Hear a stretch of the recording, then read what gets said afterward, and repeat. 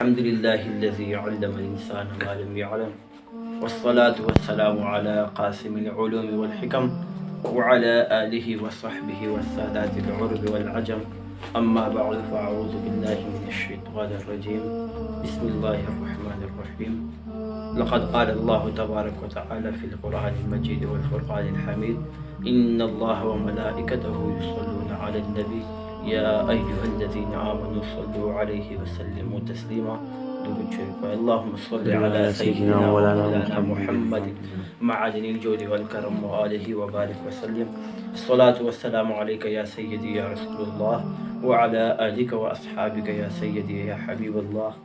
معزز السامعين، نن مونږه بیان موضوع شان صدیق اکبر ده. دې بیان کې به مونږه د حضرت سیدنا عاشق اکبر صدیق اکبر په باره کې اورو، د دوی تعارف وکړو.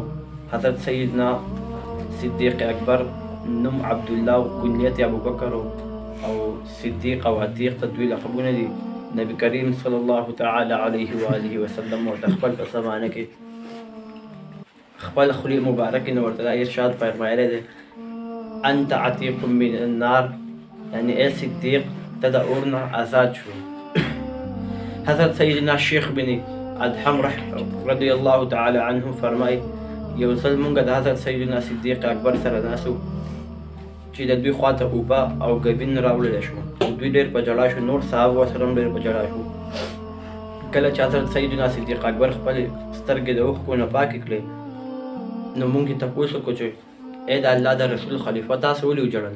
نو هغوی ارشاد وفرمایل چې یو ځل نبي علیه السلام سره په مجلس کې ناست وم، نبی کریم صلی الله تعالی علیه و آله وسلم د خپل مبارک جسم نه څه شیز لرې کو، ما ته نه ښکارېد. نو ما ورته وفرمایل یا رسول الله تاسو د خپل بدن نه دا څه لرې کوئ؟ نو نبی کریم صلی الله تعالی علیه و آله وسلم وفرمایل دنیا زما اراده کړو، خو ما ورته وویل ای دنیا لرې شه. نو هغې وویل تا خو زما نه ځان بچ کو، خو ستا نه وروسته راتلونکي به زما نه څوک ځان بچ نه کړي.